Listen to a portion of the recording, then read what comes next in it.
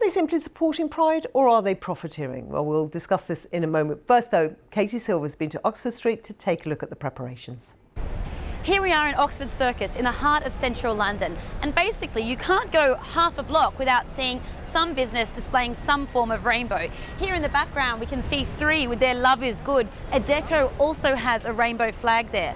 Across the street in John Lewis they have Proud to Celebrate Pride and a big long rainbow. And here at Wasabi we can see them putting the finishing touches on their rainbow display.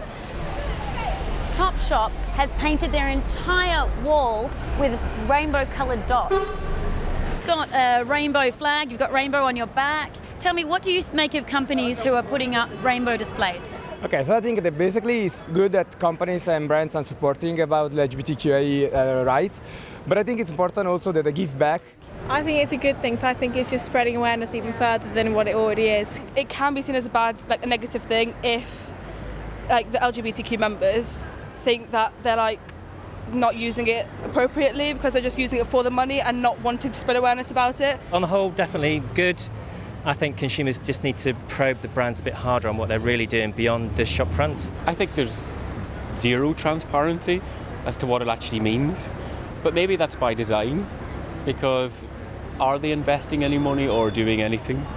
Nobody really knows, but it looks good. Well, that's the view on the street. Joining me now, comedian and writer Andrew Doyle and Asad Duna from Pride in London. Welcome to you both. Hello. Now, Hey. Asad, you are obviously very excited about tomorrow, I'm guessing. Tomorrow, big day. Yeah. Yeah. And what do you think about this issue about commercialisation? It's an issue that comes up every year around, has Pride as a concept become more corporate? And over the last 50 years, this year is when we're honouring 50 years of queer revolt since the Stonewall Uprising. And I think the purpose of what Pride has been over time has shifted. And with that, businesses have become more involved, have looked at ways that they can support their LGBT employees, and that's manifesting itself through how they turn up at events like Pride. So you would say that they are not profiteering, they're just supporting? I think when I look at it, there's four segments of businesses. There is one segment that looks at how they can support organisations like Pride, like ours, that need money to help the event going and close down the streets of London and celebrate something so big. There are some that don't give money but support in other ways, through giving people or giving support. There are some that slap a rainbow on things, and they're the ones that we need to be looking at and investigating with care, and they're the ones that don't know anything. And we're in a nervous place right now where the ones who don't do anything could hear debates like this and say, well, should I get involved at all?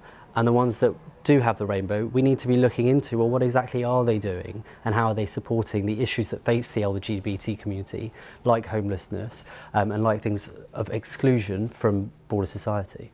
Thanks for segmenting that in four. Do you agree with that segmentation, Andrew? Is that a good way of looking at it? It's an interesting way of looking at it. I think we're all used to the idea of corporations and companies cynically exploiting gay people for a quick buck. I think, yeah, absolutely. It's always been the pink pound. You know, it's a long ongoing thing. I think now what's happened though is there's a kind of critical mass, and I completely take on board what you're saying. I think though we have to accept that there is a sense that this is slightly distasteful. This is a flag that, after all, is related to activism and the concept of pushing for equal rights.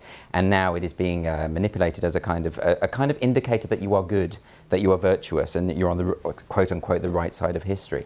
And that's not what it should be about. That's not what it should be meaning. And I think a lot of gay people, in particular, are starting to feel that this is misrepresenting what they stand for.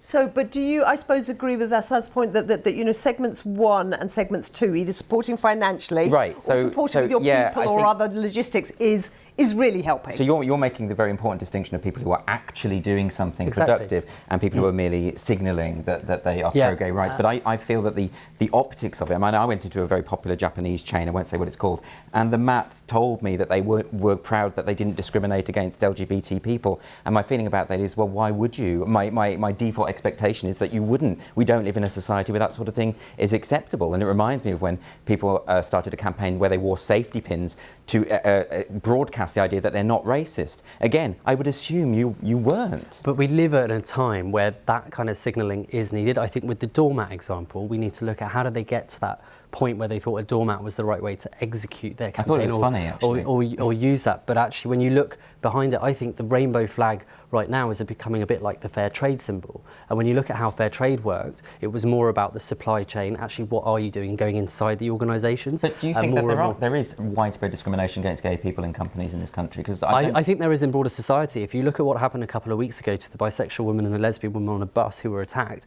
there is still that need to stand up and mark. And last year we did a piece of research called Pride Matters, and we found that Pride for 78% of people is a celebration, which is a huge step forward from 50 years ago. Yeah, but for 42%, it's still a protest. It's how to balance the two. I don't think there is anyone, and no one is going to deny that there is still homophobia in society. And the example that you gave is an obvious one, and we all think that's abhorrent. But we do live in a very tolerant society. We live in a society where that kind of thing gets widespread condemnation from all sides of the political spectrum. There was no one openly supporting that, and I think we have to acknowledge how far we've come. And I worry that we forget about that. I mean, you mentioned it's 50 years since Stonewall. I mean, those people were actually revolting against police brutality, police harassment, things that have gone.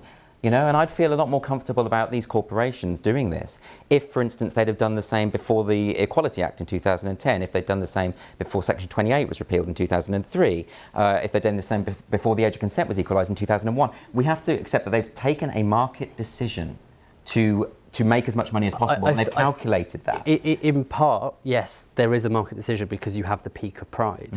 And one of the things that we look at as an organisation is how do we go from 1 out of 365 to this being all year round? If we were having this news debate in November, I don't know if it would be that interesting for people because the rainbows aren't out and forcing the debate. So to some point, this does serve a purpose. Well, it provides a news peg. Yeah, it does, absolutely. And it gives us a reason to have this debate and talk about where are we at with LGBT rights. Does that mean that you worry if a company doesn't have the rainbow flag, that they might probably be discriminating against gay people? I think that's hugely unlikely. No, not at all. I think some companies that don't put a rainbow flag on do it as a conscious decision because they realise that when you look behind the scenes of what's going on, maybe they do need to do more for their LGBT staff, and actually people don't feel comfortable to be out in that business. That is a very interesting point, both of you. Wonderful, fascinating points that you made on this debate, which will go on tomorrow, but we've got to leave it there, I'm sorry. I was just sitting back and just listening